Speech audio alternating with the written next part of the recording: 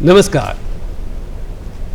बाल्य जीवन जो है बड़ा ही प्यारा जीवन है और ये चंचल भरा भी रहता है। तो इसमें होता ये है कि जैसे बच्चों के अंदर में जिस तरह के संस्कार मिलते हैं वैसे ही उनके अंदर में दिखता भी है। कई बार ऐसा होता है कि बच्चों की शरारत लोगों के दिमाग में घर कर जाती है। कई बार ऐसे ऐसे शरारतें बच्चे कर देते हैं कि कुछ लोग उससे पूछने लगते हैं कि भाई क्या बात है, तुमको तुम्हारे माता पिता ने तुम्हें संस्कार नहीं दिए जो इस तरह की हरकतें करते हो। कई बार ऐसा भी होता है कि भाई पता नहीं कौन से स्कूल में पढ़ता है कि जहाँ पर इसको इस तरह के संस्कार नहीं मिले, कुछ अच्छा तो सीखो, इस तरह की बातें करते। तो ये बातें, संस्कार जो है वो कई बार ये खराब लगता है सुनने को, लेकिन संस्कार बच्चों के अंदर में ये किसकी जिम्मेदारी है, अभिभावकों की या फिर स्कूल की? आज इसी विषय पर चर्चा करने के लिए हमने स्टूडियो में दो मेहमानों को आमंत्रित किया है। हमारे साथ हैं प्रोफेसर राजश्री शुक्ला जी, जो कि कलकत्ता यूनिवर्सिटी के हिंदी डिपार्टमेंट से प्रोफेसर हैं, और साथ में हैं बर्दवान हॉली रॉक स्कूल के प्रिंसिपल सर डॉक्टर स्वर्णभ सक्सेना। तो आज के इस विषय पर हम चर्चा शुरू करते हैं सर से, क्योंकि सर का स्कूल है और बच्चों के घर के बाद उनका पदार्पण सीधा स्कूल से होता है। तो सर, मैं आपसे ये पूछना चाहता हूँ सर कि बच्चों में जो संस्कार है घर से तो मिलता ही है, अब इसके बाद स्कूल का क्या दायित्व है कि उनके अंदर में किस तरह के संस्कार दिए जाए? ये क्या स्कूल की जिम्मेदारी नहीं होती? बिल्कुल जिम्मेदारी होती है, पर उससे पहले चीज़ देखी जाए कि बच्चों में ज़्यादातर उनका जो विकास होता है, मानविक विकास, ये 3 से 5 साल के अंदर ही हो जाता है जी। और बच्चे स्कूल में ज़्यादातर बच्चे दाखिला होते हैं 3 साल के बाद ही जी। तो बच्चों में जो संस्कार है वो तो पहले घर में माता पिता है उनको ही देना पड़ता है जी। उनके घर में बुजुर्ग जो हैं, कैसे माहौल में वो, कैसे परिवार में, किस माहौल में बड़े हो रहे हैं, उसी से उनको पहले संस्कार मिलता है, तब जाके वो स्कूल में आते हैं। स्कूल में आके धीरे धीरे जैसे उनकी उम्र बढ़ती है, जैसे उनका क्लास भी बढ़ता है, वैसे शिक्षा के कदम जैसे बढ़ते हैं तो उनको वैसे वैसे उनको मिलता है। एवं मैं तो कहूँगा कि अभिभावक और स्कूल, विद्यालय, ये जैसे एक हाथ से ताली जैसे बजती नहीं है, ये 2 हाथ की ताली जैसे है। तो एक ताली जब माँ बाप बजा रहे हैं, दूसरी विद्यालय से होती है, तो ये पूरा चीज़ एक साथ होता है। और बच्चे जो होते हैं ना, ये खाली कप के जैसे होते हैं, जिन पर जैसे जिस माहौल पे वो बड़े होते हैं वैसे वैसे उनका वो कप भरते जाता है। तो अब किसकी अहमियत ज़्यादा होगी, कैसे किस माहौल में वो बड़े हो रहे हैं, क्योंकि संस्कार किसी दुकान में या सिर्फ विद्यालय में नहीं मिलती है, ये तो शुरू होती है परिवार से। पहले तो परिवार में ही बच्चों। तो मैं तो कहूँगा कि परिवार में छोटी मुँह बड़ी बात, लेकिन बच्चों को खिलौना ना भी मिले तो कोई दिक्कत नहीं, वो कुछ ही देर रोएंगे जी, पर बच्चों को अगर संस्कार ना मिले तो पूरी ज़िंदगी रोएंगे। बिल्कुल, बहुत सही बात आपने कही। मैं चाहूँगा कि थोड़ी सी रोशनी आप भी डालें इस पर, संस्कार पे। जी, धन्यवाद मनोज जी, आपने इस सुंदर परिचर्चा का आयोजन किया और मुझे ये लगता है कि आज के युग में ये एक बहुत ही प्रासंगिक और बहुत महत्वपूर्ण विषय है। इसलिए ये बहुत महत्वपूर्ण है कि धीरे धीरे पिछले दिनों हम अगर सोचें कि भौतिकतावाद के दौर में, भूमंडलीकरण के दौर में जैसे जैसे हमारे समाज का आर्थिक और भौतिक विकास बढ़ता जा रहा है, हम ये देख रहे हैं कि संस्कार की दृष्टि से कहीं न कहीं हमारा समाज थोड़ा कमज़ोर पड़ रहा है। तो मैं इस विषय में, मुझे भी यही लगता है, मैं सहमत हूँ इनकी, डॉक्टर साहब की बातों से, कि संस्कार देने का मूलभूत दायित्व सबसे पहले तो परिवार पर ही आता है। इसलिए परिवार पर आता है कि हमारी परंपरा में ये कहा जाता है कि वृक्ष की पहचान उसके फल से होती है। तो जैसे ही हम किसी विद्यार्थी को, और आज वैज्ञानिक ज्ञान ये भी बताता है कि बच्चों के मस्तिष्क का विकास उनकी बुद्धिमत्ता का विकास 3 से 5 साल की उम्र के भीतर बहुत बड़े प्रतिशत में हो चुका रहता है। तो इसलिए जिस समय उनका मस्तिष्क अपरिपक्व है, उस समय परिवार जब उनमें संस्कारों के बीज बोता है, तो वो व्यक्ति के रूप में जितना जीवन बिताते हैं और जीवन के जिस क्षेत्र में जाते हैं, हर जगह उनकी पहचान होती है कि एक सुसंस्कृत व्यक्ति है, ये एक संस्कारित समाज से आया है। जी जी जी जी, आपने बिल्कुल सही कहा। मैं विद्यालय की भूमिका तो है ही। जी जी, तो विद्यालय में होता क्या है ना कि घर में तो सिर्फ 2 लोग होते हैं, माता पिता होते हैं, लेकिन विद्यालय में उनके साथ कई शिक्षक मिलते हैं, बच्चे मिलते हैं और भी सब, तो वहाँ पर कई चीज़ों से उनका सामना होता है। तो मैं तो समझता हूँ कि स्कूल का बड़ा रोल है इसमें। आप सहमत हैं सर? जी बिल्कुल, मैं सहमत ज़रूर हूँ, पर जैसे कि मैंने पहले भी कहा है कि ये किसी एक शिक्षक या फिर एक विद्यालय पर ही निर्भर नहीं करती है।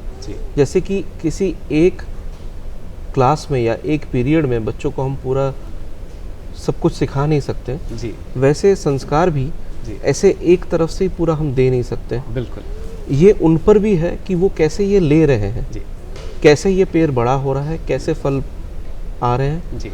और जैसे कि देखिए, जो संस्कारों की ये जो है कि खेती है, संस्कारों की खेती है जगती जैसी जिसने बोई जी, मानवों का नियंता है एक और है कोई जी।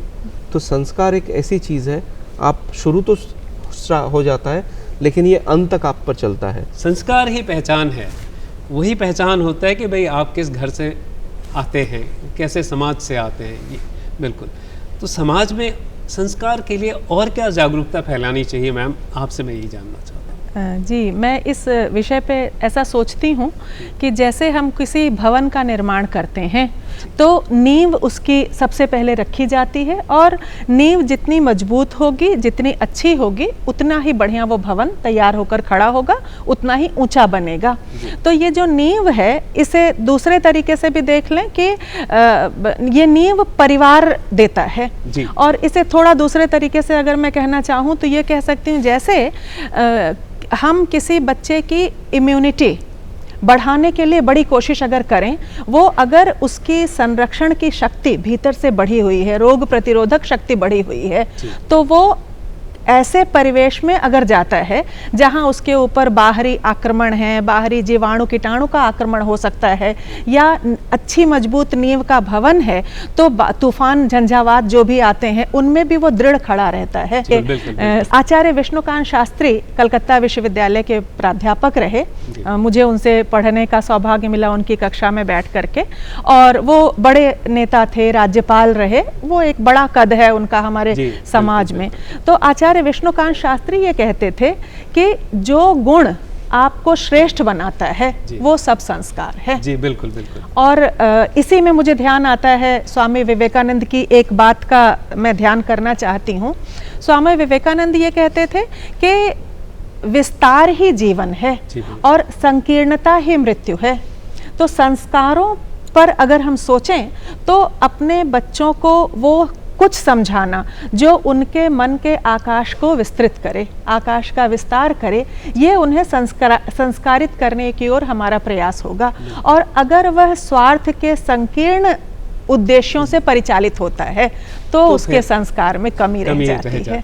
बिल्कुल बिल्कुल बिल्कुल। सर, मुझे याद है कि मैं एक दिन मेट्रो में सफ़र कर रहा था, तो मैंने एक छोटे सी बच्ची को देखा, उसे चॉकलेट खाने की तलब हुई, तो उसने चॉकलेट निकाला और उसके जो कवर हैं उसको निकाल करके मैं ध्यान से देख रहा था कि वो करना क्या चाहती है। तो फिर मैंने देखा कि वो रैपर को अपनी जेब में रखा, उसने नीचे नहीं फेंका।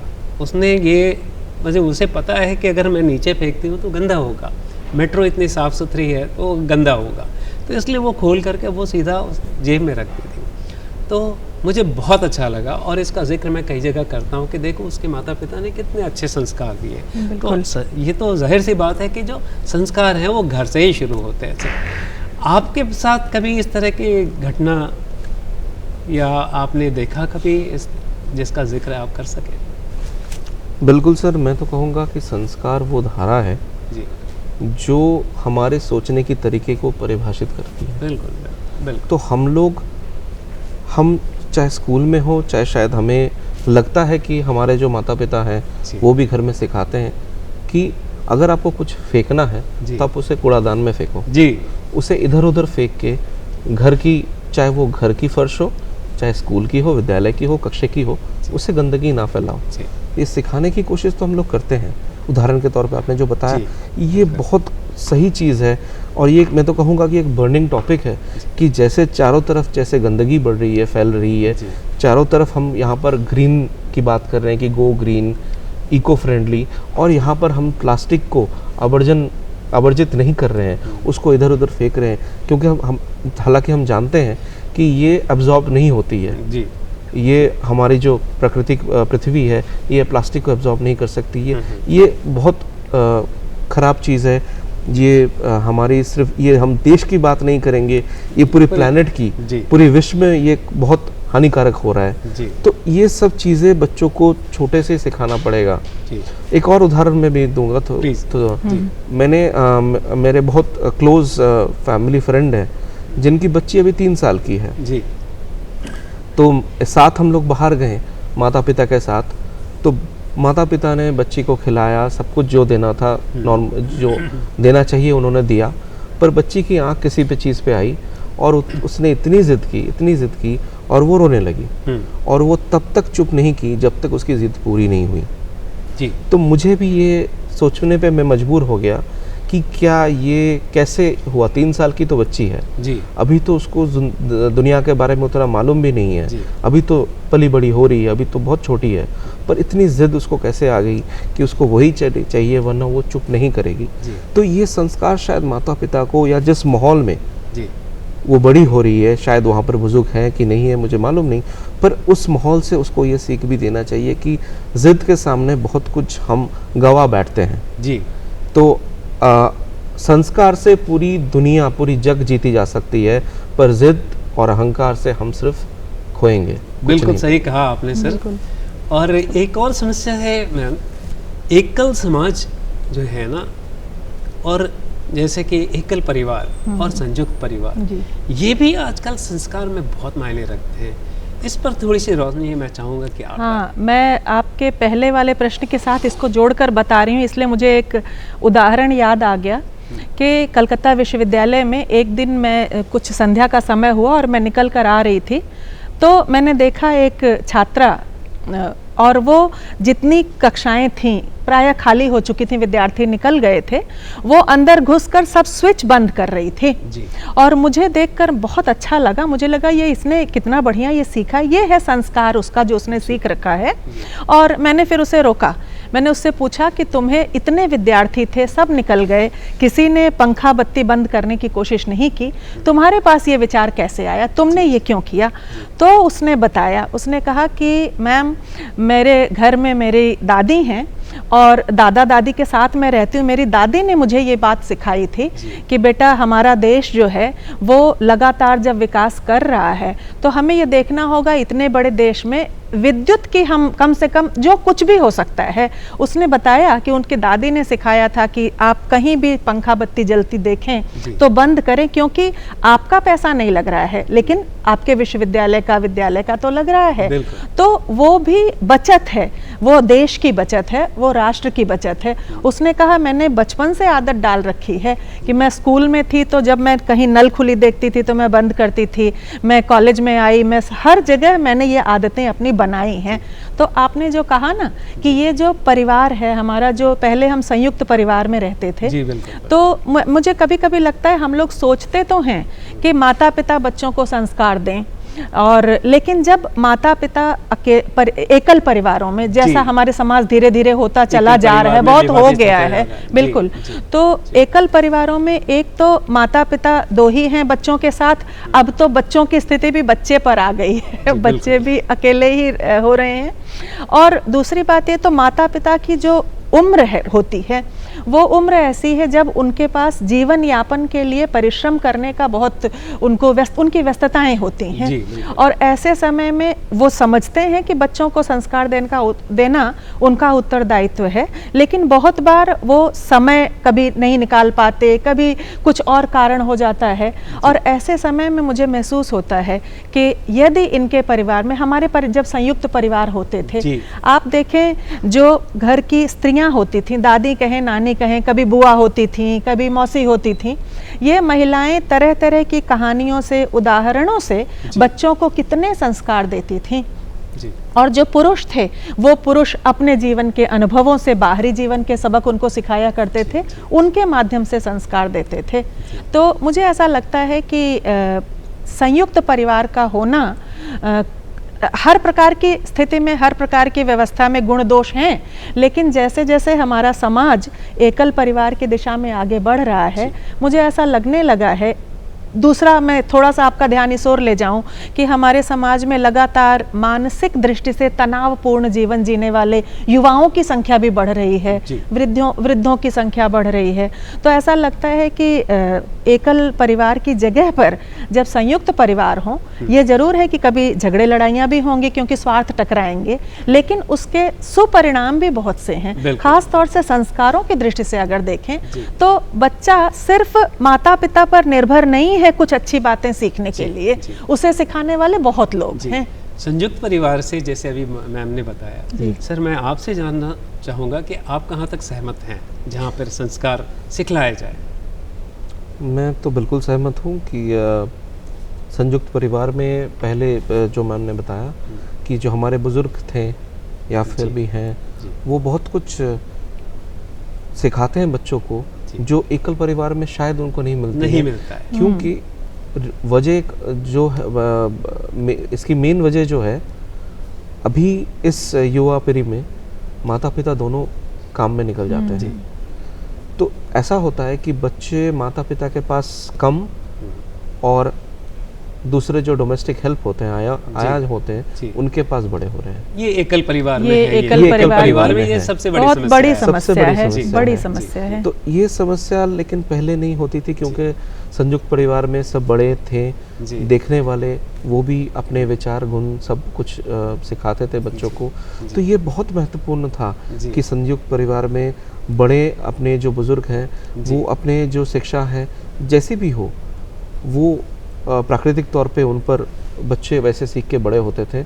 और मैं तो कहूँ कि आज पीढ़ी इतनी आगे बढ़ चुकी है, दुनिया आगे बढ़ रही है, सोच नहीं है, सोच नया रखो, पर संस्कार पुराने ही अच्छे थे, वही चाहिए। जी बिल्कुल बिल्कुल सही कहा आपने कि संस्कार पुराने ही अच्छे हैं, क्योंकि आजकल नए जो संस्कार हैं, मतलब वो संस्कार नहीं है, वो संस्कार के नाम पर कुछ और ही है। तो इसलिए हमने एक और बात करनी थी आपसे, एक पूछना था सवाल, जैसे ये संयुक्त परिवार में कई बार ऐसा होता है कि जैसे कि हम बिल्कुल सेफ होते थे, बिल्कुल एकदम सेफ होते थे, लेकिन आज जब हम एकल परिवार में जुड़ गए हैं, एकल परिवार, ज़्यादातर लोगों की मानसिकता ये हो गई कि हम एकल परिवार में रहें, तो यहाँ परेशानियाँ होती है। एकल परिवार के दुष्परिणाम क्या है, ये आपसे जानना चाहूँगा।